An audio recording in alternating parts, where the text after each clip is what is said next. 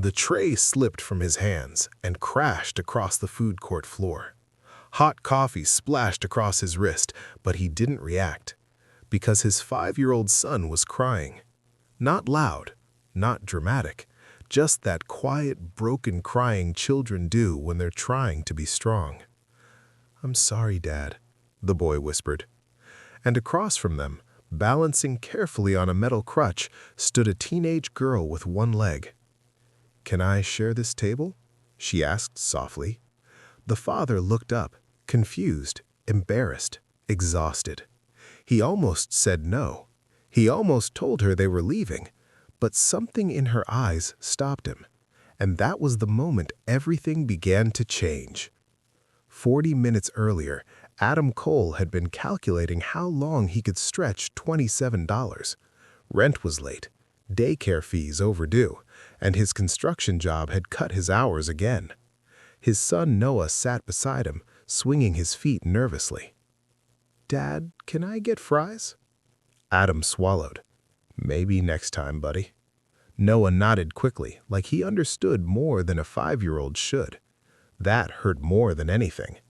But no one in that crowded mall food court knew how close Adam was to breaking. That was the problem with struggles. They were invisible. He finally ordered the cheapest combo meal they had. 1 burger, 1 small fries, 1 drink. To share. Noah smiled anyway, because kids measure love differently than money.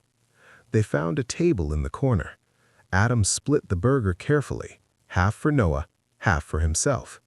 Noah pushed 1 fry toward him. "You can have this one." Adam laughed softly, but it cracked halfway through. Then the tray slipped, food scattered, drink spilled, and Noah whispered, "I'm sorry, Dad." That was when the girl spoke. "Can I share this table?" Back in the present, Adam blinked, unsure he heard right. The girl stood there, maybe 16 or 17, 1 leg, the other replaced with a sleek prosthetic below the knee. Worn hoodie, old backpack, hair tied messily like she rushed out the door. But her eyes were steady, kind, tired in a way that felt older than her age. "There's nowhere else to sit," she said gently, "and I already ordered too much food." Adam hesitated.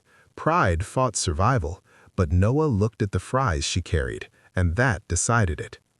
"Yeah," Adam said quietly, "of course." She sat slowly, adjusting her crutch beside the table. Up close, Adam noticed scars along her exposed knee, surgery scars, real ones. "I'm Mia," she said. "Noah," the boy said instantly. Adam nodded. "Adam."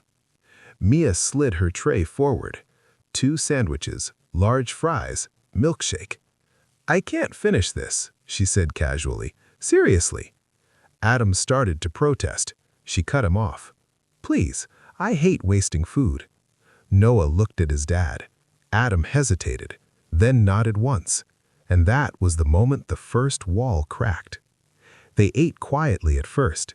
Then Mia asked Noah about his favorite cartoons, then school, then dinosaurs. Within minutes, Noah was laughing, really laughing. Adam couldn't remember the last time he heard that sound in public. But kindness still felt dangerous, because help usually came with conditions or judgment or pity. But Mia asked for nothing. That was what confused him most. 20 minutes later, Noah asked, "Why do you have a robot leg?" Adam tensed. Mia smiled softly. "Car accident," she said simply. No drama, no details, no self-pity, just truth. And that was when Adam realized something. She wasn't trying to impress them. She was just being kind. But no one at that table knew how much they all needed that moment. Over the next hour, something unexpected happened. They talked about nothing important. Movies, school lunches, favorite ice cream flavors. And Adam felt something he hadn't felt in months. Normal. Then Noah fell asleep against his arm. Mia smiled. "He's safe with you," she said quietly. Adam swallowed. "I'm trying." She nodded. "That's enough sometimes." That sentence hit harder than it should have, because he didn't feel like enough.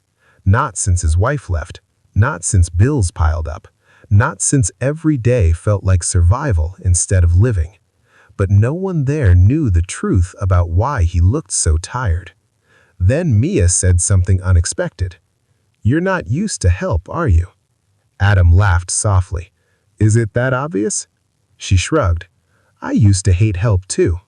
He glanced at her prosthetic. She followed his gaze. "Lost my leg when I was 13, she said quietly. Driver was drunk. Silence sat between them. "But you survived," Adam said. She nodded. "Yeah, but survival changes you." That was the moment everything shifted again. Weeks passed. They ran into Mia again at the mall. Then again. Then intentionally. She helped Noah with homework sometimes, played board games at food court tables. Never crossed boundaries, never asked for money, never asked for anything. And slowly, she became part of their lives. But kindness always carries history. One rainy afternoon, Noah asked, "Do you have parents?" Mia froze, then smiled gently. "Not anymore." Adam didn't ask more. Some pain deserved privacy. But he noticed something else. She always checked her phone like she was waiting for something that never came. Then came the night everything nearly fell apart. Adam lost his job. Layoffs, budget cuts, no warning. He sat in his car for an hour before going inside his apartment. Noah ran to him. "Dad!" Adam hugged him too tight because he didn't know how to tell him. That was when his phone buzzed. "Mia, you okay?" He stared at the screen, then typed, "No." That was the first time he admitted it to anyone. She showed up with groceries, no speeches, no pity, just food and presence. And that was when Adam understood something terrifying. He trusted her. Months passed. Adam found part-time work, then contract work, then stability, slowly. Mia started physical therapy again. She wanted to run one day, really run. Noah cheered like she already had. Then came the day everything came full circle. Noah's school held a family day. Kids could invite someone important. Noah chose Mia. Adam hesitated, then agreed. At the event, teachers assumed Mia was family. She didn't correct them. Adam didn't either, because sometimes family isn't about blood. It's about who shows up. Later that day, Mia admitted something. "I almost didn't ask to share your table." "Why?" Adam asked. "I was scared you'd say no." He nodded slowly. "Yeah, most people do." That sentence stayed with him, because sometimes the smallest yes changes entire lives. 1 year later, Adam had stable work again, better apartment, Noah thriving, Mia starting college, prosthetics engineering. She wanted to help kids like her. At her acceptance celebration, Noah hugged her tightly. "You're my hero," he said. She cried openly, because sometimes healing doesn't come from therapy rooms. Sometimes it comes from shared fries at a food court table. That night, Adam sat on his balcony watching city lights. Mia joined him. "You saved us," he said quietly. She shook her head. "No, you let me stay." Silence. Comfortable. Real. Sometimes kindness isn't loud. Sometimes it's just asking, "Can I share this table?" And sometimes that one question becomes the beginning of a family you never expected to find. And, for the first time in years, none of them felt alone.